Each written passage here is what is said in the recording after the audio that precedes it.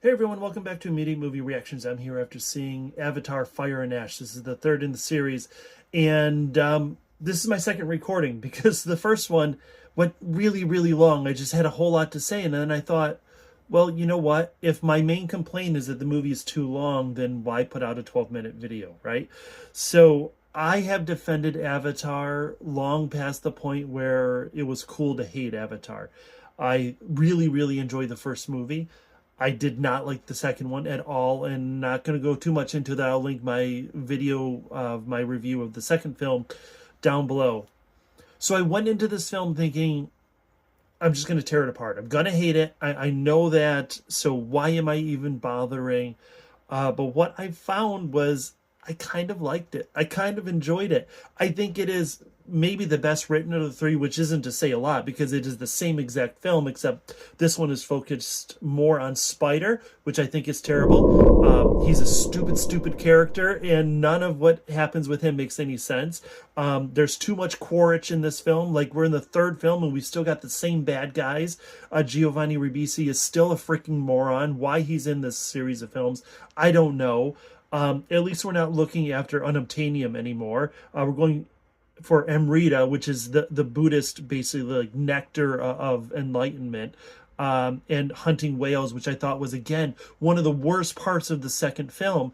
But there are moments in this that I thought, wow, this is absolutely gorgeous. My kids thought that the movie felt like it was lagging. There's a definite distinction between, and we saw this only in 2D, between the 2D portions and the portions that were specifically designed for 3D, especially in the chase scenes. I think that there are 20 to 30 chase scenes in this film, and it gets old, it gets boring. I think that, unfortunately, the problem is one of the cool things about Avatar has been the power of the women in the films. And in this case, they're largely tertiary, ancillary characters, powerless. I don't even remember Zoe Saldana's character's name, but she's almost forgotten. She does next to nothing except continue to try to rescue Jake Sully. We know Jake Sully's name because they say this 1,000 times. And the dialogue is atrocious. The amount of bros and babes and dude and everything in this, like, it's just a stupid, marine redo, because it's the same thing. We see a little bit of the nav'i and we see their world, and it's all beautiful and it's amazing and it's so cool. The individual blades of grass, the way characters, one of the characters from the Fire and Ash tribe, the Shahid, the queen, basically, cuts someone and then she, licks the blood, and you see it on her teeth, and then as she talks it wears away. Like, those details are amazing, but the actual time that they spent on the story feels like not enough, really. I mean, just not enough for the amount of time and money that they put into this. So what happens is we spend time with the nav'i, and we find out what's going on with Jake and the son dying and all that. And again, it's really the story about the guys in this film. And Zoe Saldana's character is sort of grieving, and let's go into that culture. Let's go into what that actually means. What are their rituals? But it doesn't, because it goes into Jake trying to get guns, and then do we use guns or do we not use guns? And his son, the father-son dynamic, and I don't know. It all feels very superficial and shallow for a world that is supposed to be so deep. So then we see the Marines, and of course Quaritch comes back, and Edie Falco is there, and they're trying to get the whales again. And there's the random dude who is like the one guy who can get $100 billion for collecting this Amrita. There are so many storylines going on that we don't get a chance to really care or focus on any one.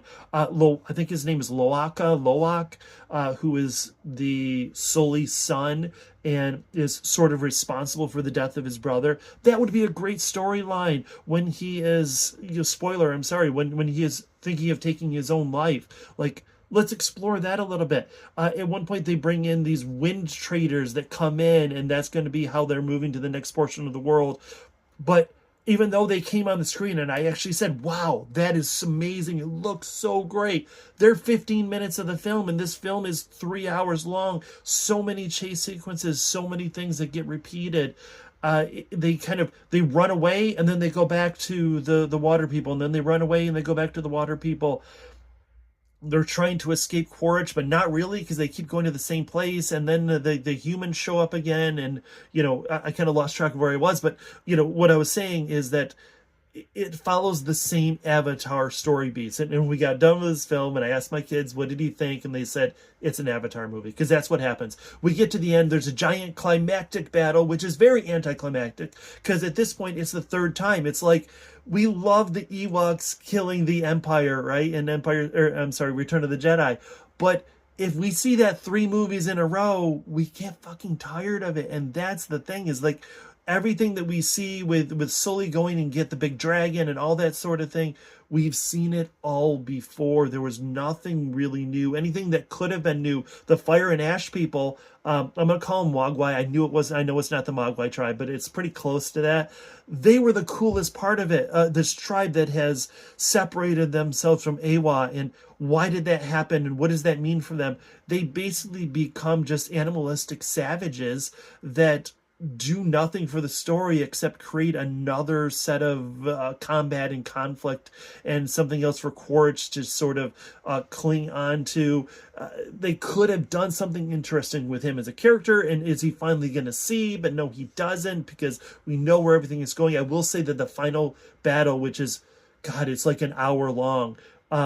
There are some cool moments, specifically the end, Quaritch and Sully fighting. Like, I thought that was really damn cool. But unfortunately, it's sort of like Mission Impossible or John Wick or whatever, where there are so many big action scenes, cool scene after cool scene, that eventually they don't really mean that much. And unfortunately with Avatar, we've seen it all so many times before. So I'm going long again. I'm going to wrap this up. I'm going to give this movie a 7. I hated the second movie. I hated it so much, but I really, really enjoyed this. I do actually kind of want to go back and see it either in IMAX or in a 3D, because I think that's what it deserves. This is a cinematic film. It's not well written. It's not well acted, but it looks beautiful and it's cool. And it's kind of fun. So there we are. I do appreciate everyone who has stuck around. And if you're here, like, share, subscribe, do all that sort of thing. I'm also on TikTok now, so if you want to follow me there, that would be greatly appreciated. And I will see you all after the next movie.